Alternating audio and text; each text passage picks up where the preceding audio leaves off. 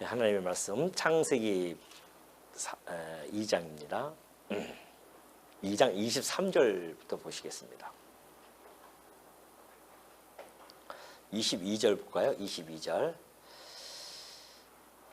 창세기 2장 22절입니다.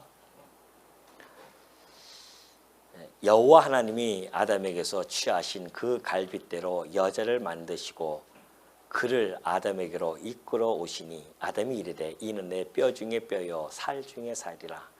이것을 남자에게서 취하였은즉 여자라 부르리라 하니라.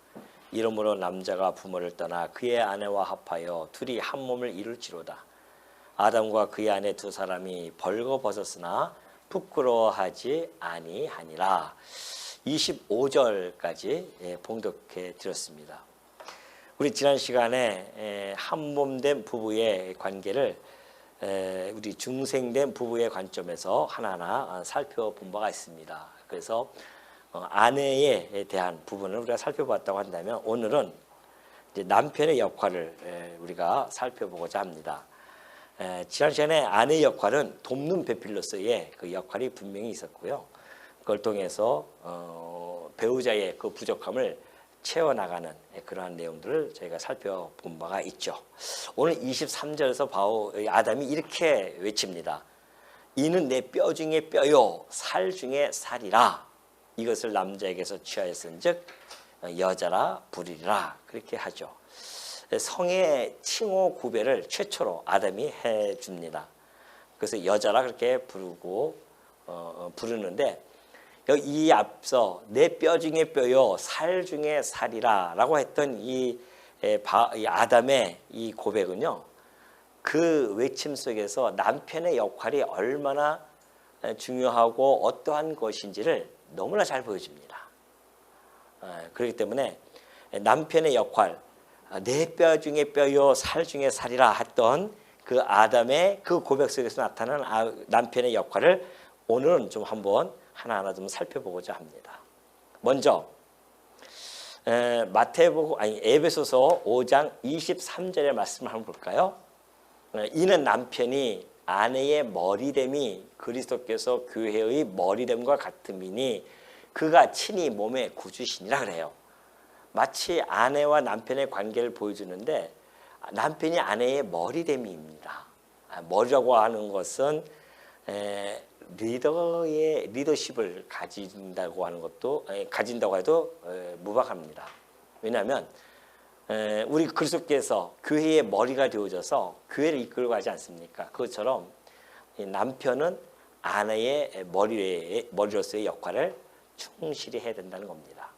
그러면 그 머리됨의 역할은 도대체 뭘까요? 그 리더십을 이야기하는데, 자, 먼저 남편의 역할을 한번 보겠습니다.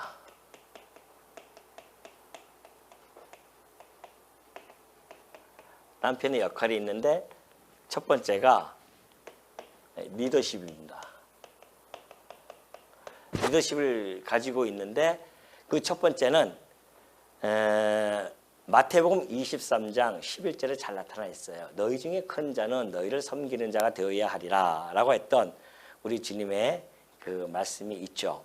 그러니까 너희들 중에 큰 자는 너희를 섬기는 자가 된다. 그러니까 머리가 되어졌어요. 남자가 여자의 머리가 되어졌다고 한다면 이 큰 자 아니겠습니까? 이 큰 자는 뭐 해야 된다? 너희를 섬기라. 그러니까 사실은 그 가장은 그 가족들을 섬기는 자예요. 큰 자니까. 작은 자는 섬길 수가 없습니다. 어린아이들은 섬기지 못하잖아요. 대접만 받으려고 하죠. 그런데 남편은 그 가정의 가장이기 때문에 큰 자로서 섬기는 자가 돼야 된다는 겁니다. 그래서 우리 주님이 오셔서 물을 따라서 제자들의 발을 그렇게 씻겨 주시기도 했죠. 그 섬김의 모습을 너무나 잘 보여주고 있습니다. 그래서 리더십의 첫 번째는 섬기는 자, 섬겨야 된다는 것을 너무나 잘 보여주고 있어. 섬김의 자세로 이끄는 겁니다. 리더십을 보여줄 때 섬김의 자세로. 오늘 우리 이것만 잘 남편들이 공부하시면은 정말 우리 가정이 얼마나 아름답게 세워지는 줄 여러분 볼 겁니다. 오늘 우리 오늘 이렇게 없어. 오늘 이거 한다니까 또 우리 남편분이 다 오늘 없네요. 해필이. 들어야 할 분들이 다 없고 오늘 우리 임주사님만 오늘 그 힘을 얻겠네요. 예. 리더십. 남편의 리더십은 섬기는 자세로 리더를 해 나가야 된다는 것이죠. 군림하는 것이 아닙니다. 그걸 너무나 예수님이 오셔서 교회를 군림하지 않잖아요. 오히려 큰 자로서 섬기고 발을 닦아주고 그런 것을 모습을 보여줍니다. 그러면서 두 번째는 본을 보여서 이끌어 주셔요. 아까 얘기했듯이 그 발을 다 씻겨 주십니다. 그리고 나서 예수님이 하시는 말씀이 이렇게 말씀하십니다. 내가 너희에게 행한 것 같이 너희도 행하게 하려 하여 뭐예요? 본을 보입니다. 제자들에게 본을 보여줬다고 하면서 너희도 그렇게 행하라는 겁니다. 그래서 먼저 본을 보여야 자식들도 따라오게 되어지고 아내들도 그 본을 보면서 그 남편을 따라갈 수가 있는 거죠. 그래서 두 번째는 본을 보인다. 본을 보임으로 뭐 한다? 리더를 해나가야 됩니다. 말로만 하는 것이 아니에요. 행동으로 본을 보여줘야 우리 아빠가 저런 모습을 보여줬구나. 우리 남편이 저런 모습을 보여주는구나. 저렇게 섬김의 자세를 가지고 있구나. 남편이 아내를 섬기는데 아내가 거기서 그 남편을 무시하는 자가 어디 있겠습니까? 그렇게 할 수가 없어요. 남편이 섬김의 자세를 보이면 아내는 그만큼 더욱 남편에게 순종의 모습을 보여줄 수밖에 없습니다. 이것이 성경적인 원리거든요. 또 세 번째는 예수님께서 오전에도 말씀드렸지만은 너희가 환난을 당하지만은 그러나 담대하라. 내가 세상을 이겼다 하면서 그 교회를 향해서 제자들을 향해서 얼마나 용기를 심어주고 또 격려를 해주는지 봅니다. 또 위로해줘요.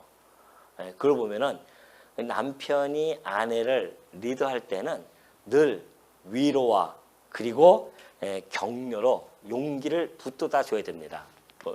위로, 그 다음에 뭐예요?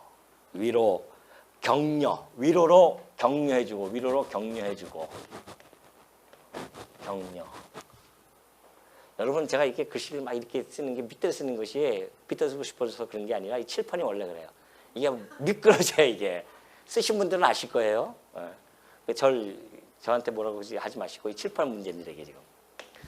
위로를 격려해주고 그 다음에 용기를 붙돋아 주는 것. 이것이 리더십이 하는 일입니다. 그냥 못한다고 그냥 타박만 주는 것이 아니라 괜찮아 하면서 힘들지만은 용기도 주고 우리가 반드시 해낼 수 있을 거야 하면서 위로도 해주고 격려도 해주고 그 가장 아니겠어요? 집에 가정이라고 해가지고서는 그냥 다 텄어 이제 끝났어 우리 집은 끝났어 이렇게 버리면은 집이 진짜 풍비박산 나는 거죠. 아무리 어렵다 할지라도 가정은 딱 서가지고서는 위로해주고 아내를 위로해주고 용기를 붙들어주고 격려해주면서 걱정하지 마. 내가 네 아까를 내가 끌고서라도 내가 당신은 책임을 질 수 있어. 그러는 거죠. 그래서 제가 한때 이제 그러한 이야기로 우리 집사람을 안심을 시킨 겁니다. 걱정하지 마. 내가 네 아까라도 끌 테니까 걱정하지 마라. 그렇게 해가지고서는 그때부터 안심을 해가지고 지금까지 온 거 아니겠어요? 격려해주고 위로하고 격려해주는 겁니다. 용기를 막 붙들어주는 거죠. 이러한 모습이 진정한 리더의 모습입니다. 세상에서의 리더야 군림하려고 하고 명령하고 복종시키게 하고 막 날 따르라 막 이러지만은 그러지 않습니다. 성경에서 이야기하는 우리 주님이 보이셨던 그 리더십은 전혀 그렇지 않아요. 항상 섬김으로 대해줬고 본을 보였고 항상 제자들을 위로해주고 격려해주고 걱정하지 마. 너희들이 지금은 힘들지만은 핍박을 당한다 할지라도 염려하지 마라. 내가 너와 함께하고 있을 거야. 이러한 위로와 격려의 말씀이 제자들에게 주어졌던 것처럼 우리 남편들도 끊임없이 아내와 자식들에게 그런 위로와 격려와 용기를 줄 수 있는 것. 이것이 진정한 남편의 리더십이라는 것을 너무나 잘 보여주고 있죠. 아담이 지금 내 뼈 중에 뼈여 살 중에 살이라 하는 것은 내가 책임질게. 내가 당신의 리더야. 그래서 이런 모습으로 좀 비춰지는 거거든요. 두 번째는 그 내 뼈 중에 뼈여 살 중에 살이라 하는 것은 그 안에는 어떤 의미가 함축되어 있냐면요. 내가 당신을 너무나 사랑합니다. 그런 뜻이에요. 내 몸 같으니까 얼마나 사랑하겠습니까? 그래서 남편의 역할은 두 번째는 아내를 사랑해 주는 겁니다. 사랑해 주는 거예요. 그 사랑에 아내는 감동을 받거든요. 사랑하는 그 남편의 모습 보면서 감동 안 받는 여인이 있다고 한다면 그건 정말 뭐가 문제가 있는 거죠. 남편의 사랑 앞에는 다 무너질 수밖에 없어요.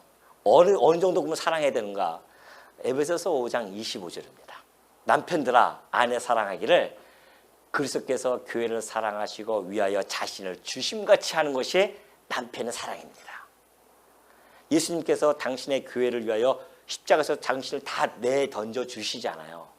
그것처럼 사랑해야 된다는 겁니다. 남편은 누구를? 아내를 사랑하기를 죽기까지 자기의 모든 것을 다 헌신하는 거죠. 자신을 내어주기까지 헌신해야 된다.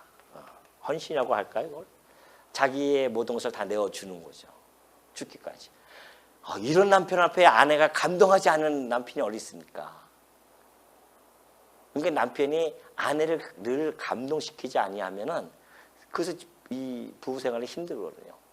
그러니까 이 남편은 이 사랑을 줄 때 그리스도 예수님께서 교회에게 주시는 사랑처럼 자신을 내어주는 것처럼 그렇게 사랑하는 것, 이것이 남편의 역할입니다. 그러면 사랑이라고 하는 것은 우리가 지금 사랑장을 공부하고 있잖아요. 너무나 잘 나타나 있죠. 예를 들어서 뭐 오래 참는다거나 오래 참고 좀 아내가 좀 더디고 좀 그러다 할 때도 참는 거죠. 곳에 몸 찾고서는 그냥 막 잔소리하고 이런 것보다는 지금 아내가 상황을 보면서 좀 참을 수도 알고 아내의 상황을 보면서 또 오래 온유하게 대하는 거, 부드러운 태도를 보여주는 온유한 말, 온유하게 대하기, 그죠? 우리 온유 지난번에 배웠듯이 지난 수요일 날 온유함. 아내에게 온유하게 대해주면요, 남편이 아내에게 온유하게 대해지는데 아내가 표독스럽게 그렇게 하지 않습니다. 아주 온유한 말씀 속에는 오고 가는 뭐예요? 오고 가는 뭐가 있어요? 오는 말이 고와야 가는 말이 곱다고 경호막조도 얘기하듯이 맞아요. 우리 온유하게 남편이 대할 때 아내는 온유하게 또 응답해 줄 수밖에 없죠. 그리고 무례히 행치 아니하는 겁니다. 아내 앞에서 무례히 행치 안 해요. 무례 안 합니다. 뭐 어떤 분들은 참 미련한 거죠. 그냥 아내한테 막 뭐랄까 좀 무례히 행합니다. 다시 말해서 뭐 무시하고 그러죠. 안 그렇다니까요. 우리 주님이 우리들에게 대할 때 그렇게 대할까? 안 그래요. 무례히 행하지 않습니다. 얼마나 정말 존귀하게 대하지는지 모릅니다. 그것처럼 이 남편은 아내에게 무례히 행하는 것이 아닙니다. 그래가지고서는 뭐 비교를 한다거나, 아이고 그 옆집 아줌마가 뭐가 좋고 아주 너무나 남편한테 잘해준다더라. 그런 건 아직 무례함이죠. 무례함. 그분은 그분의 은사가 있고 이분은 이분의 은사가 있어요. 우리는 은사를 갖다가 인정하잖아요. 다른 거예요. 이분은 이런 은사가 있고 이분은 더 이런 은사가 있구나. 이게 다르기 때문에 그걸 통해서 우리가 비교하고 그 사람이 나쁘다, 뭐 좋다 이렇게 하는 것이 아니죠. 그래서 우리가 그런 무례함 이런 것들이 비교하지 말고 무례히 행하지 아니하는 것. 또 자기 유익을 구하지 아니해요. 아내에게 원하는 것을 맞춰주고 무엇이 필요한지를 바라보고 자기 유익을 구하지 아니하고 성내지 아니하고. 인간은 누구나 부족하죠. 부족함을 보고서 성내거나 그렇게 행동을 취하지 않는다. 또 하나는 지금까지 이제 수요일날 우리가 다 공부했으니까 요거 에베소서 5장 20절을 보면 바울이 또 이렇게 이야기합니다. 이는 남편이 아내의 머리됨이 그리스도께서 이거 아닌데요. 여기 또 나왔죠. 이거 골로새서 3장 19절입니다. 남편들아 아내를 사랑하며 어떻게 하지 마라? 괴롭게 좀 하지 마요. 괴롭게 하지 마라. 이것도 하지 마라. 괴롭게 하지 마라. 아내를 사랑해야 돼요. 그죠? 괴롭게 하고 막 이러면은 부부간에 아주 힘든 관계가 되어질 수밖에 없죠. 여기서 괴롭게 하지 말라는 뜻은요, 격분하게 하지 말라는 겁니다. 화나게 하고 또 쓰리게 하게 하고 무정하게 대한다거나 가혹하게 그렇게 대하지 말라. 그러죠. 아내를 사랑하며 괴롭게 하지 말라. 이런 모습을 잘 보여주고 있습니다. 또 하나는 베드로전서 3장 7절에도 잘 나타냈어요. 남편들아 이와 같이 지식을 따라 너희 아내와 동거하고 그를 더 연약한 그릇으로 또 생명의 은혜를 함께 이어 받을 자로 알아 귀히 여기라. 어떻게 해요? 남편은 아내 알기를 아주 귀하게 여긴다. 귀함. 얼마나 귀합니까 진짜. 아내가 너무 존귀하고 생명의 은혜를 함께 이어 받을 자로 알아 귀히 여기라는 겁니다. 내게 밥 해주니까 아주 귀하다. 그런 뜻이 아니에요. 밥 해주니까 귀하고 자기의 어떤 유익을 줄 수 있으니까 귀하다. 그런 뜻이 아니라 뭐예요? 생명의 은혜를 함께 이어받을 자예요. 함께 영원한 생명 안에서 그것을 이어받아서 살아갈 자인데 얼마나 귀하겠어요. 귀히 여기는 겁니다. 그래서 귀하게 여기라.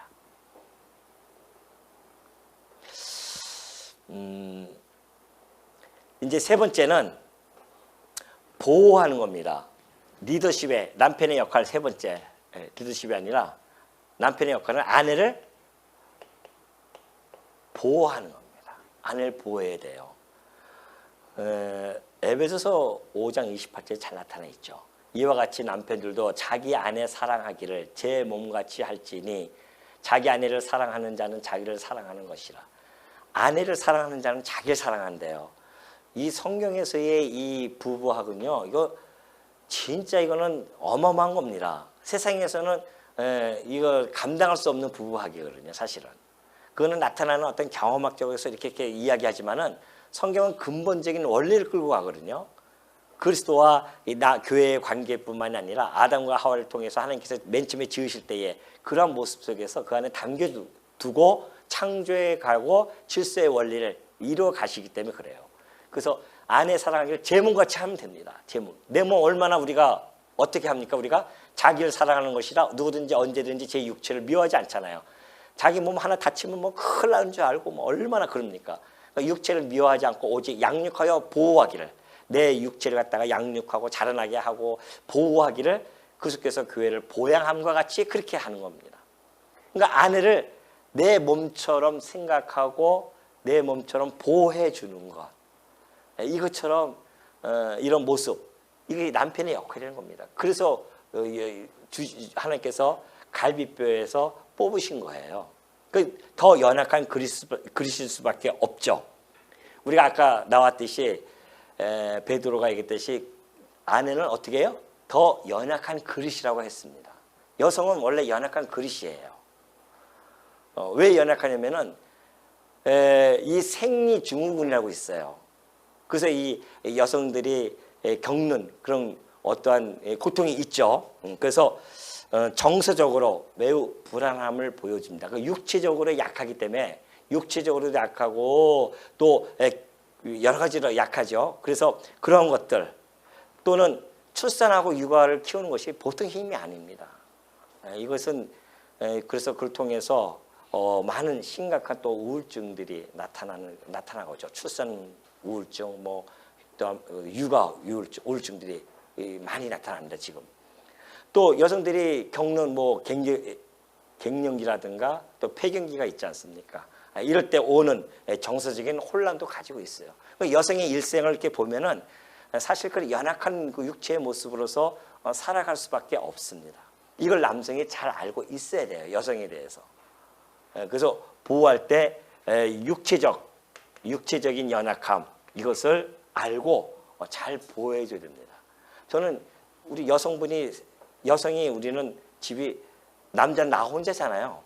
세 명이 다 여성이잖아요. 그래서 그 오는 여러 가지 연약함으로 오는 것들을 많이 겪었죠, 제가.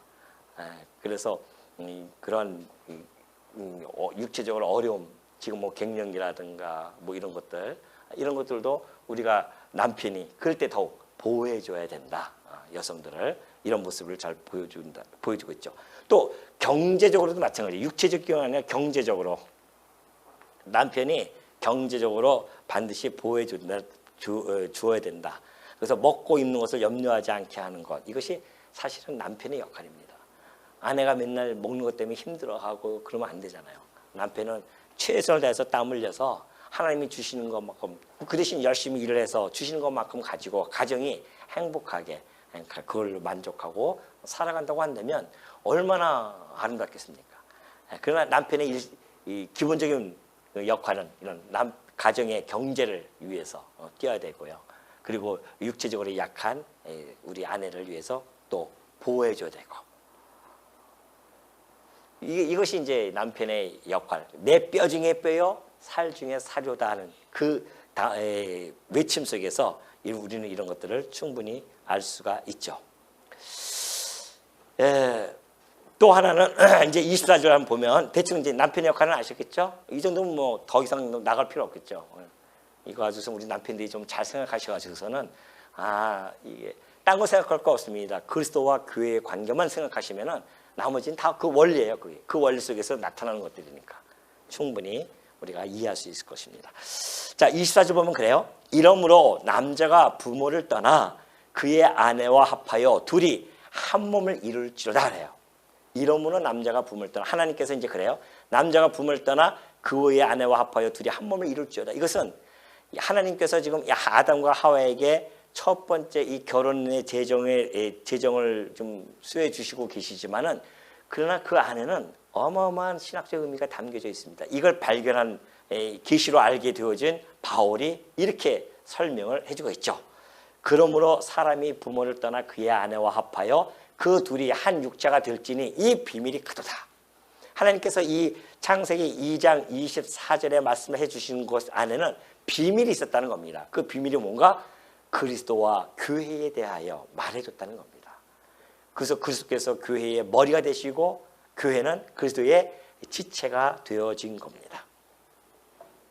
그래서 그리스도께서 아담이 기절했다가 그 갈비뼈를 통해서 교회의 아내를 만들었던 것처럼 우리 주님께서 십자가에서 죽으심으로 말미암아 옆구리에 창이 찔리시고 피와 물이 흘리심으로 말미암아 그 보혈의 피로 나타나는 것이 교회이거든요.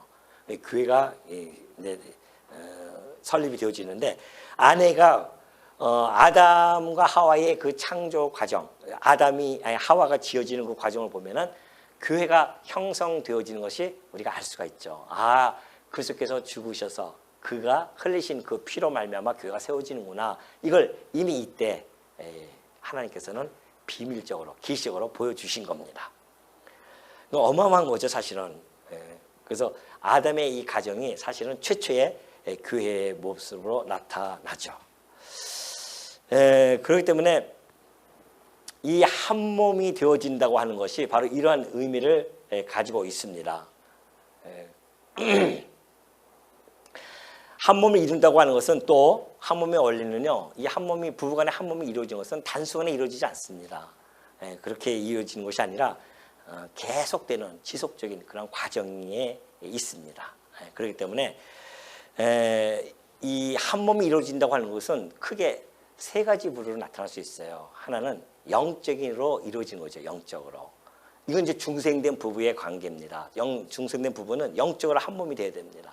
그래서 서로 중생되어져서 믿는 것과 아는 것이 하나가 되어져요. 그럼 그 부부는 생각과 뜻이 같아지는 겁니다. 이제 타락된 부부는 생각과 뜻이 달라요. 각자 좋은 소견대로 살아간단 말입니다. 그러니까 부딪힐 수밖에 없죠. 그래서 중생된 부부는 선악이 그리스도에게로, 하나님에게로 맞춰지기 때문에 거기서 공통 분모를 찾는 거예요. 그 안에서 서로 간에 영적으로 하나가 되어지니까 이야기도 충분히 이어질 수가 있고, 영적으로 대화를 나누니 얼마나 정말 유익한 대화를 나누겠습니까? 세상적인 이야기, 먹고 사는 거 이야기뿐만이 아니라 거기에 머물러 있지 않고 이러한 영적인 것으로 하나가 잠깐 되어지는 일, 이런 것이 매우 중요하죠. 그래서 부부간에는 말씀을 같이 보고 같이 기도하고 같이 찬송을 부르고 이러면서 하나가 되어지는 과정을 겪는 겁니다. 또 하나는 인격적인 하나가 되어지는 겁니다. 인격적으로 부부가 한 몸이 되어지는 것은 영적인 것뿐만 아니라 인격적으로도 하나가 되어지는데 지정이 아닙니까? 우리 생각하는 것, 느끼는 것, 그리고 행동하는 것. 부부가 닮아간다고 하잖아요. 세상에서도 부부가 이상하게 닮아가 그렇게 얘기하지 않습니까? 그것처럼 그건 이제 경험으로 보니까 그렇게 보여져요. 닮아간단 말입니다. 그러나 우리 중생된 부부는 그리스도 안에서 그리스도의 본을, 그리스도의 그 형상을 닮아가는 거죠. 그러니까 부부가 자동적으로 이것이 하나가 되어질 수 있는 겁니다. 생각도 같아지고 또한 느끼는 것도 같아지고. 그래서 눈빛만 봐도 알 수 있잖아요. 눈빛만. 그래서 저는 무슨 일을 할 때에 우리 집사람이 저 눈빛만 보면요 금방 알아채요. 속일 수 없습니다. 이게 그만큼 이미 영적인 것뿐만 아니라 우리 인격적인 것도 한 몸이 되어져 간다. 이런 것을 많이 느끼게 되어지는데 그건 분명한 사실입니다. 그리고 마지막으로는 이제 육체적인 하나의 결합도 되어지죠. 부부간이니까 육체적인 결합도 통해서 한 몸의 원리가 이루어져 간다는 사실을 잘 보여줍니다. 이렇게 되어질 때 남편은 아내를 정말 사랑하고 아내는 남편에게 순종하는 이런 관계로 이것이 계속 지속이 되어지죠. 한 집안에서 아내는 남편을 순종하고 아내는 남편을 사랑하고 그 사랑에 감동을 느껴서 순종하고 이것처럼 아름다운 가정이 어디 있겠습니까? 그러니까 우리 이 중생인들의 부부의 가정은 이런 아름다움이 있습니다. 그렇게 해서 세워져 가는 거죠. 자꾸만. 그래서 하나님께서 이 하와를 이 갈비뼈로에서 끄집어낸 그 이유를 탈무드에서는 그렇게 이야기하고 있지 않습니까? 왜 머리뼈를 하지 않았을까요? 하나님께서 남편을 지배하지 못하도록 했다는 거예요. 아니겠어요? 뿐만이 아니라 이 복숭아뼈로 하지 않은 것은 남편에게 짓밟히지 않도록 그렇게 해준 거다. 그리고 갈비뼈로 한 것은 남편과 동일한 존재로서 그리고 팔 아래, 이 팔에서 여기서 뽑았으니까 이 팔 아래서 보호함을 받고 그런 거죠. 그리고 또 심장 가까이에서 갈비뼈를 뽑아서 했잖아요. 왜 그랬을까요? 심장 가까이에서는 그만큼 내 뼈 중에 뼈요 살 중에 살이라고 하는 이 사랑을 받는 존재임을 밝혀주기 위해 그랬다. 탈무드에서는 그렇게 얘기하고 있는데 그렇게 성경적으로 보면은 그게 틀린 말이 아니라는 것이죠. 탈무드도 역시 그 성경의 기초에서 그 사람들이 얘기했겠죠. 그렇기 때문에 이걸 충분히 남편의 역할을 우리는 이 말씀 속에서 알 수가 있다. 자, 25절 마지막입니다. 아담과 그의 아내 두 사람이 벌거벗었으나 부끄러워하지 아니하니라 그래요. 부끄러워하지 아니한다고 하는 것은 인간의 삶을 이렇게 우울하게 만드는 것들이 있잖아요. 그런 것들은 때로는 실망감을 느끼기도 하고요. 때로는 어떤 수치스러움을 느낄 때에 우리가 인생이 좀 우울해질 수가 있단 말입니다. 근데 이것이 이제 사실은 인간이 타락하는 이때는 없었어요. 이때는 부부가 벌거벗어도 수치스러움 없고 실망도 안 하고 그렇게 살았으니까 그때는 그런 것들이 없었죠. 인간에게 가지고 있는 어떠한 그런 안 좋은 것들 이런 것들이 없었는데 타락하고 나서부터는 두 몸이 되어집니다. 두 몸이 되어졌어요. 이 한 몸이 두 몸이 되어져서 각각 자기 속은 속인대로 살아가기 시작합니다. 그러니까 부딪힐 수밖에 없는 거죠. 그러다 보니까는 실망감을 느끼게 되어지고 또한 수치스러움도 느끼게 되어지고 이러다 보면 우울함에 빠질 수밖에 없는 그러한 상황. 이것이 이제 죄성으로 인해서 나타나는데 우리는 중생된 부부니까 타락된 부부에서 중생된 부부가 되어졌으니까 이제는 우리가 중생된 부부로서의 이 역할을 지난번에는 아내로서의 돕는 배필 오늘은 남편으로서의 이 역할을 통하여서 다시 회복이 되어지는 그런 과정이 있습니다. 물론 우리가 궁극적으로는 영화로운 백성이 되어지면 이제 예수 그리스도 이 비밀의 실체인 예수 그리스도 우리 교회가 한 몸이 되어지면요 우리 그리스도의 그 사랑을 받은 교회가 어찌 그리스도에게 순종하지 않을 수 있겠습니까? 그러니까 영화인이 되어져서 우리가 역사의 종말이 끝나면은 그리스도와 함께 영원토록 그분을 우리 사랑을 받고 우리는 그리스도에 순종하면서 영원토록 산다고 하는 것, 이것에 대한 하나의 계시적인 것들이기 때문에 우리는 그것이 좀 소망하고 살아가는 거예요. 우리의 신랑, 참 신랑이신 누구? 예수 그리스도를 소망하면서 우리가 이 땅에서 거룩한 신부로서의 그러한 삶을 지금 살아가고 있는 것이다. 그리스도의 이 보혈의 공로로 우리가 속죄함을 받고 천국에서 복락의 삶을 살아갈 때에 우리는 모든 좌절과 부끄러움에서부터 영원토록 해방되어질 것. 그래서 그를 믿는 자는 부끄러움을 당하지 않는다고 우리 주님이 말씀해 주었듯이, 우리 바울이 그렇게 설명해 주었듯이 예수 그리스도를 믿는 자는 부끄러움을 당하지 않습니다. 이젠 더 이상 이 땅에서 우리가 부끄러움을 당하고 살지만은 그리스도 참 신랑을 만나면 이 정말 부끄러워하지 않고 우리 그리스도 앞에서 우리가 함께 한 몸이 되어져서 살아간다는 그 기쁨, 소망, 이것이 교회에 주어진 소망인 줄 알고요. 여러분이 그 소망을 바라보면서 오늘 이 땅에 살아가면서 부부들은, 중생인의 부부가 있으면 그 부부들은 이런 역할, 그 그리스도와 교회의 관계를 잘 마음속에 숙지해 놓고 그러한 정말 하나님 기뻐하시는 그러한 한 몸으로서의 부부의 생활을 잘 해 주시기를 당부드립니다.